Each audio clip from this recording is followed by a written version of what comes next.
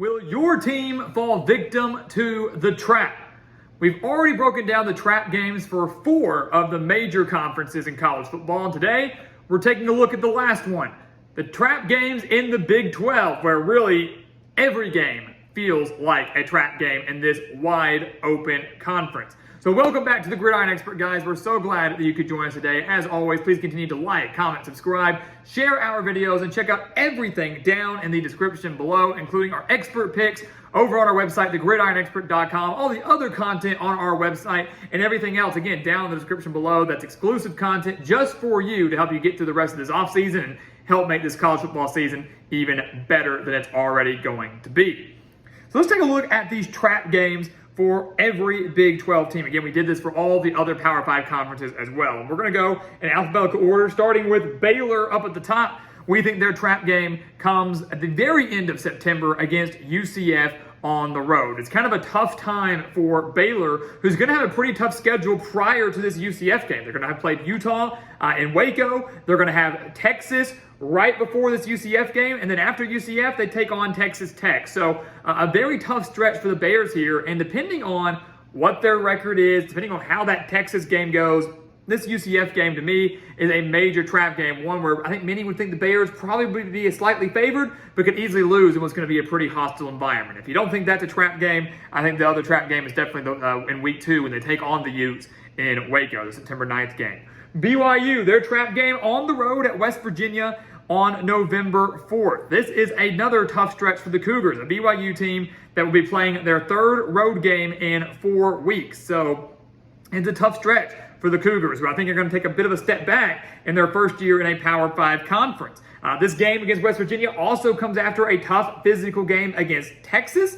This is a BYU team that at this point in the year could be sitting at 3-5, 4-4, probably won't have that great of a record. West Virginia isn't going to be great, but does have enough to take down the Cougars and a couple teams that are around the same level as them.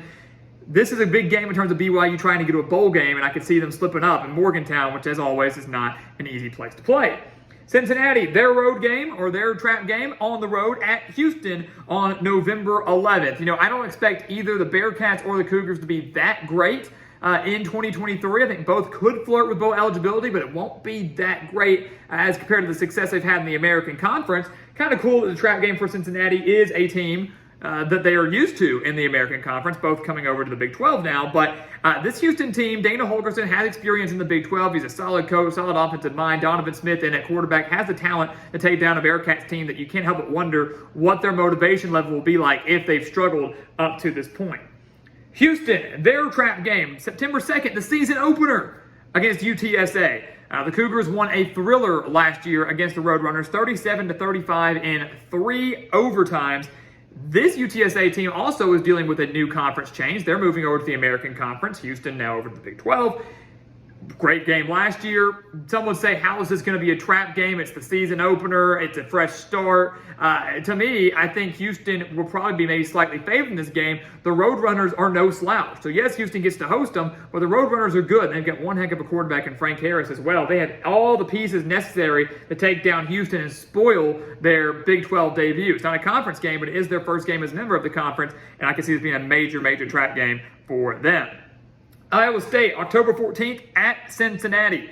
This will be Iowa State's 7th straight game without a break. So their bye week comes pretty late in the year. They're going to play over half of their schedule before they even get a rest. So you can see this Iowa State team looking ahead to that bye week, getting ready for that break, beaten down, tired, going on to play a physical Cincinnati team. One that might not be great in year 1 under Scott Satterfield, but they're at least going to be physical, and we know that Cincinnati is not an easy place to play either. Very hostile environment there, and at this point in the year, they're both teams, Iowa State and Cincinnati, both will still be fighting for bowl berths. Seasons will be far from over at that point. I think it's going to be a very strong defensive battle. Iowa State's defense is going to be phenomenal again. Cincinnati should be pretty solid, but I could just see this Cincinnati offense making 1 or 2 more plays in Iowa State to get a win here. Iowa State needs to be mindful right before their bye week.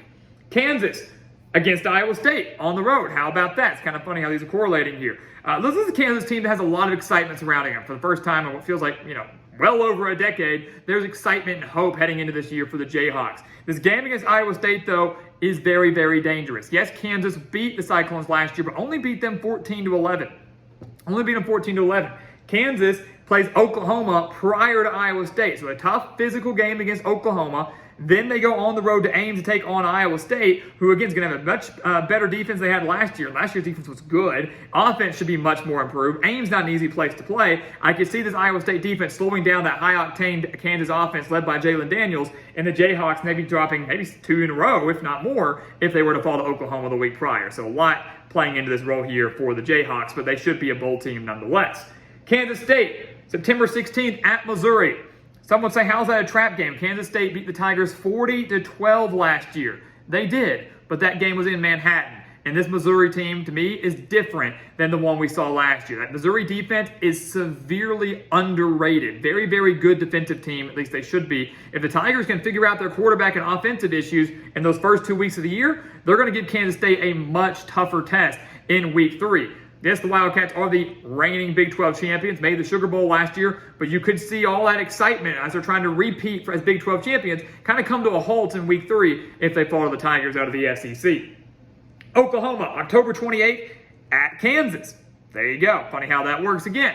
This Kansas team, guys, is no slouch. In years past, you just mark off, if you played Kansas, you'd say it's a win, you move on. You don't do that this year. This is going to be a high-scoring game. Oklahoma did beat Kansas 52-42 last year, but both teams are going to have great offenses. I could see it being another high-scoring game like it was last year, and I do wonder.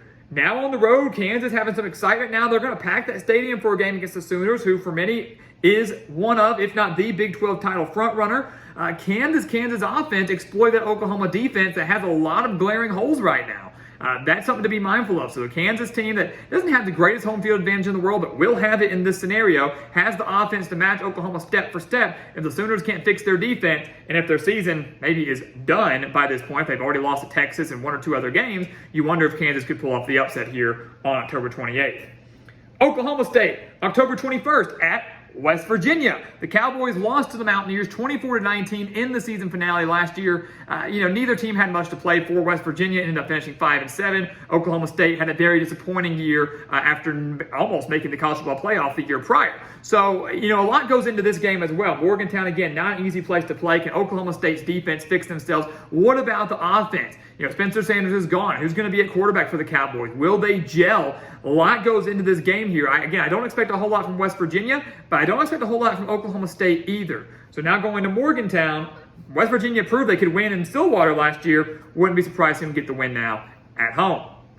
TCU, the national runner-up, their trap game at Kansas State. And I don't know if I can really call this a trap game, considering the two teams, they split the meetings last year. TCU, to me, really doesn't have any true trap games on their schedule in 2023. But I think Kansas State would be the one for me. It's on the road in Manhattan. They're looking to get revenge after losing that Big 12 championship last year, which really didn't mean much because TCU still made the college football playoff, still made the national championship anyways. But again, this is the Kansas State defense that's very, very physical, returns a lot of starters, more so than TCU, especially on the offensive side of the ball. You can't help but wonder if TCU could slip up Manhattan and Kansas State not going to win 2 of the last 3 meetings against the Horned Frogs. Texas, their trap game, season finale against Texas Tech. Look, it's been tough, right? Texas lost to the Red Raiders last year, 37-34 in overtime. While Texas has kind of controlled this series over the last few years, a lot of those games have been really, really close. And the Longhorns are looking to be really, really good this year. I have no doubt they're going to be good this year.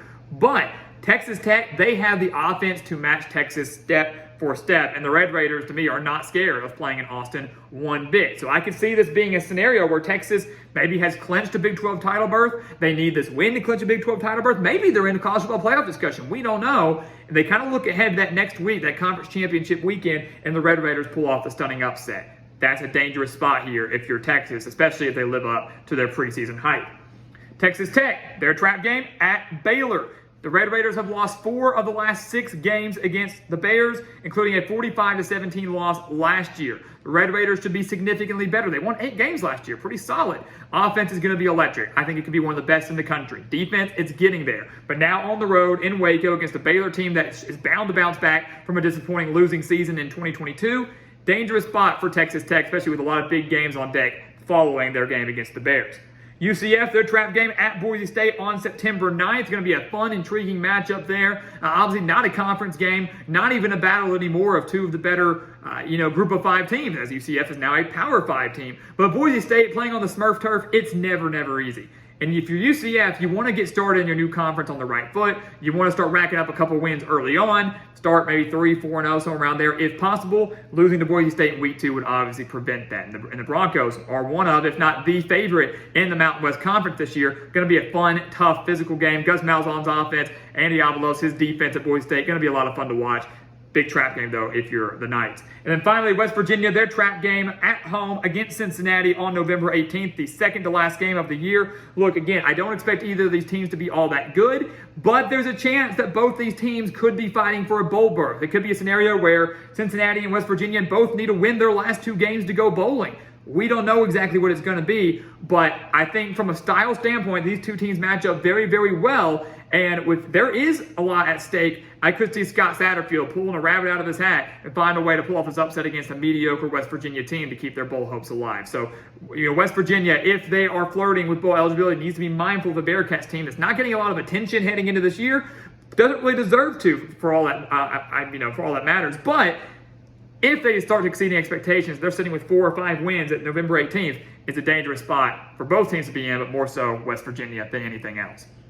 So there you have it, guys. Those are your trap games for every single Big 12 team heading into this college football season. We have the trap games out for every single Power 5 team right now. Go check out those previous videos for that. We're just a few weeks out from prediction season. That's why we did this. Wanted to break down some trap games, share our thoughts on them, and in a few weeks you're going to see if we do believe that some of these teams will fall victim to the trap. But until then, leave your comments down below. Do you agree with these games? Do you think these teams will all win these games? Let us know your thoughts down in the comments below, and let's get ready for another big college football season, which is right around the corner. So guys, as always, thank you so much for watching us here at the Gridiron Expert on YouTube. Make sure to continue to like, comment, subscribe, share our videos, and of course, check out everything down in the description below, including those expert picks, including our website, thegridironexpert.com. You do not want to miss out on the content over there, so you can become a part of our GE Nation. And once again, guys, as always, thank you so much for watching, and we'll see you next time right here on the Gridiron Expert.